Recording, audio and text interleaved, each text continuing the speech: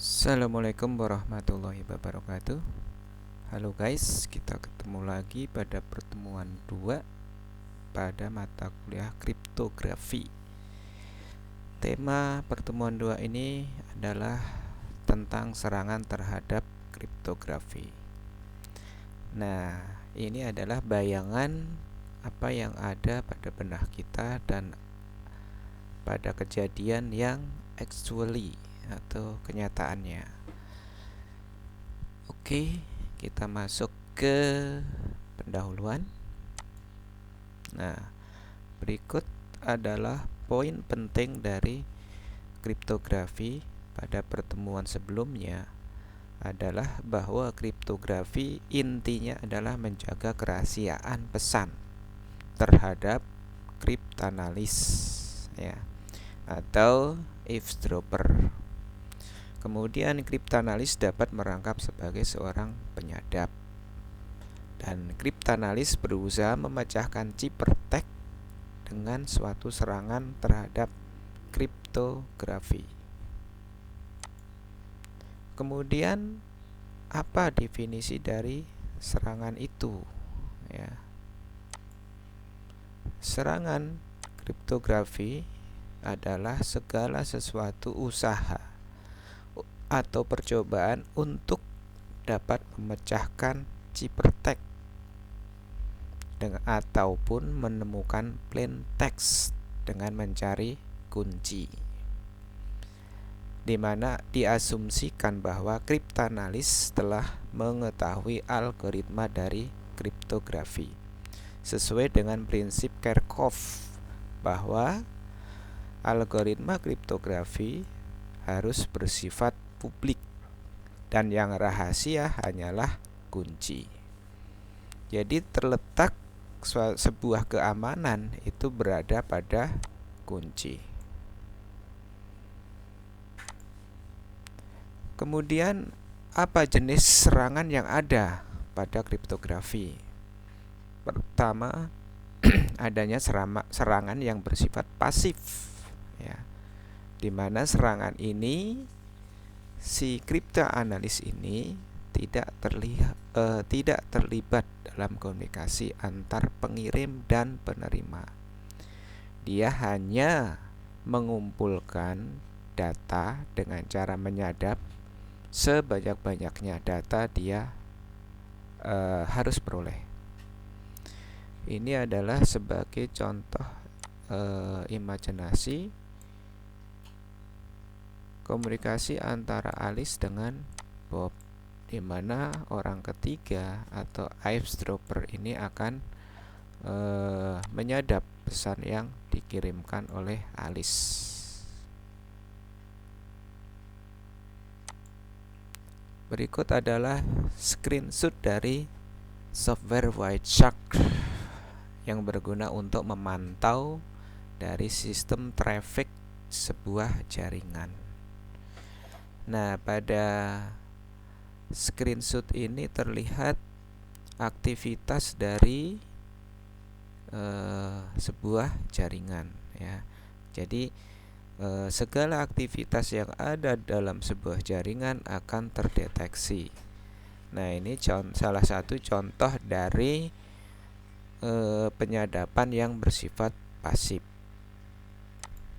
Kemudian ini adalah contoh komunikasi seseorang untuk melakukan login dengan HTTP tanpa SSL ya, di mana sebuah web apabila tidak memakai SSL dan tidak dilakukan enkripsi, maka akan sangat mudah untuk dilakukan penyadapan. Dan ini hasil dari screenshot seseorang yang melakukan sign in dari IP sekian terhadap web di IP 160.153. Jadi dengan Wireshark sendiri itu akan sangat mudah untuk diintip, terutama user dan password seseorang. Kemudian jenis-jenis apa saja yang ada pada serangan. Pertama, wiretapping. Wiretapping adalah penyadapan dengan perangkat keras. Nah, ini adalah wiretapping ya. Di mana kabel jaringan telepon dilakukan tap ya. Tapping atau disambungkan. Kemudian electromagnetic eavesdrop, penyadapan pada jaringan wireless. Dan acoustic eavesdrop adalah penyadapan pada gelombang voice atau suara. Jadi ada 3 jenis serangan, yaitu berdasarkan data pada wire kabel, kemudian pada gelombang, dan pada voice. Ini untuk acoustic eavesdrop ini biasanya pada jaringan telepon pembicaraan, terutama pejabat penting sebuah negara. Kemudian yang kedua adalah serangan aktif. Serangan aktif adalah di mana si penyerang itu terlibat langsung, bahkan dia dapat melakukan penghapusan, melakukan pengubahan, menyisipkan potongan cipertek palsu, ataupun mereplay dari sebuah message dan mengubah. Nah, contoh semacam ini yang disebut dengan man in the middle attack atau MTMI ya. Jadi serangan aktif dan pasif ini mengingatkan kita pada istilah hacker dan cracker, di mana hacker itu seseorang yang masuk ke dalam sistem tanpa merubah apapun yang ada di sistem dan cenderung menginformasikan kepada administrasi sistem. Namun berbeda dengan cracker yang masuk ke dalam sistem dan melakukan perubahan, bahkan merusak data yang ada. MTMA atau Man in the Middle Attack ini dapat digambarkan sebagai berikut. User A berkomunikasi dengan user B. Nah, orang yang ada di tengah ini atau man in the middle akan secara aktif melakukan intervensi, di mana apabila ia berbicara dengan B, dia mengaku sebagai A, dan apabila dia berbicara dengan A, mengaku sebagai B. Dan utamanya adalah dia untuk mendapatkan yang nama secret key dari dua objek pembicaraan yang berbicara. Dan bagian kedua adalah komunikasi antar dua buah mesin, di mana ada side A dan side B. Dan kondisi ini biasanya jaringan yang bersifat host to host ya, pada lembaga sebuah keuangan yang bersifat host to host. Sedangkan jenis serangan dilihat dari tekniknya, di mana ujungnya atau akhir dari sebuah tujuan adalah menemukan sebuah kunci. Itu ada 2, yaitu yang bersifat exhaustive atau brute force dan analitik. Brute force, penyerangan brute force biasanya penyerang melakukan berbagai kemungkinan kunci yang ditengarai dapat memecahkan sebuah cipertek dengan berdasarkan dictionary yang dia miliki. Berikut adalah tabel yang kurang lebihnya dapat dipecahkan dengan sistem komputer. Dari 16 bit, 32 bit, 56 bit, dan 128 bit, di mana 16 bit ini dengan lama waktu percobaan per detiknya 10 pangkat 6, maka hanya dibutuhkan 32,7 milidetik. Sebab varian dari kemungkinan kunci itu hanya 65.536. berbeda dengan 128 bit. Maka lama waktu 10 pangkat 6 dibutuhkan 5,4 kali 10 pangkat 24 tahun. Jadi sangat lama. Jadi solusi dari cryptographer yang harus membuat kunci yang panjang dan tidak mudah ditebak. Kedua adalah analytical attack, di mana cryptanalis melakukan kemungkinan atau mencari kemungkinan kunci dari sebuah algoritma kriptografi ya. Sebab algoritma kriptografi ini sesuai dengan prinsip Kerckhoff bersifat publik, yaitu caranya dengan memecahkan persamaan-persamaan matematik dalam sebuah algoritma. Enkripsi sebuah algoritma kriptografi biasanya berdasarkan, secara mayoritas itu berdasarkan rumus-rumus matematik. Kemudian metode analytical attack biasanya lebih cepat dapat menemukan kunci dibandingkan metode brute force.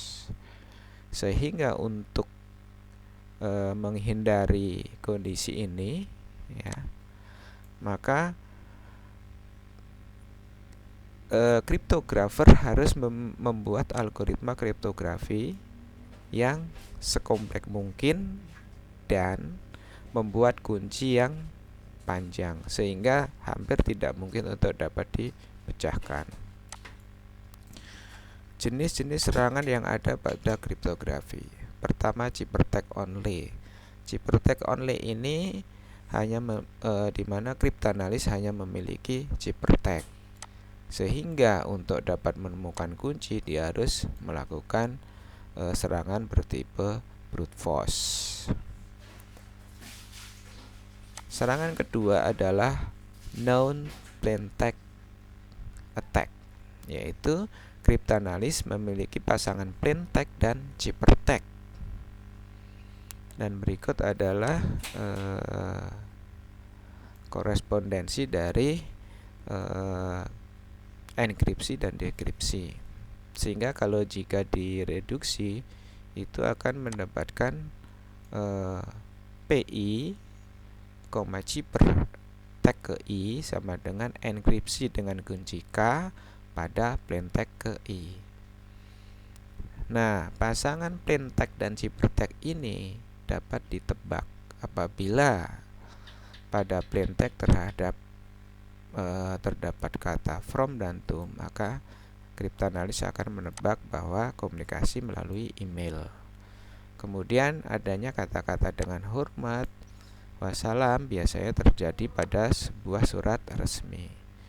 Dan apabila pada plaintext terdapat kata include program, biasanya yang diacak atau di scramble itu adalah sebuah source code dari sebuah program.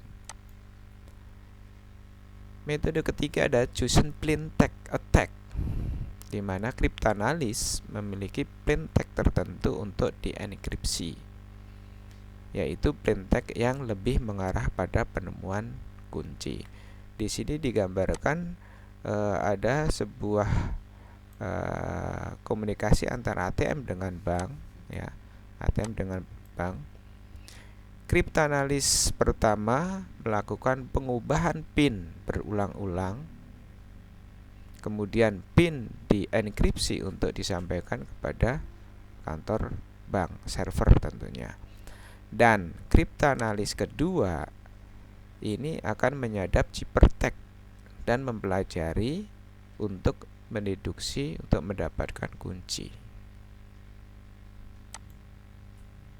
Jenis keempat adalah adaptive chosen plaintext, di mana kriptanalis memilih blok plaintext yang besar lalu dienkripsi dan memilih blok lainnya yang lebih kecil berdasarkan hasil serangan sebelumnya.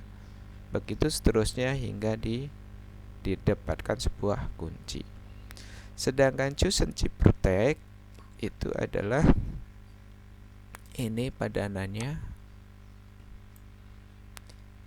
Ciphertext 1 plain text 1.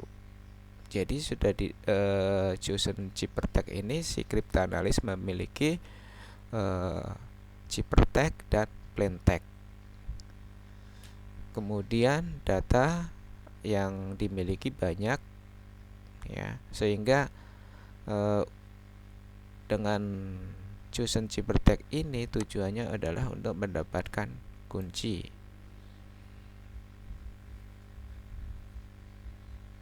Berikutnya, sebuah algoritma kriptografi dikatakan aman bila memenuhi ketiga kriteria. Satu persamaan matematis itu menggambarkan operasi di dalam algoritma kriptografi sangat kompleks, sehingga algoritma hampir tidak mungkin untuk dapat dipecahkan secara analitik. Biaya untuk memecahkan ciphertext itu melampaui dari nilai informasi itu sendiri, sehingga kalaupun terpecahkan, nilai yang dibutuhkan untuk memecahkan jauh lebih besar, maka tidak akan efektif bagi cryptanalyst. Ketiga adalah waktu yang dibutuhkan untuk memecahkan ciphertext membutuhkan waktu yang lama dibandingkan umur dari kerahasiaan ciphertext itu. Misal, sebuah ciphertext umurnya kerahasiaannya hanya 3 hari. Tetapi untuk memecahkan sebuah ciphertext menjadi plain text atau menumpukan kunci dibutuhkan 5 hari. Maka waktu yang dibutuhkan untuk memecahkan lebih besar, sehingga tidak akan efektif. Nah, demikian pada pertemuan kedua, dan minggu depan kita lanjutkan dengan tugas perdana pada mata kuliah kriptografi, tentunya tugas mandiri. Baik, terima kasih. Wassalamualaikum warahmatullahi wabarakatuh.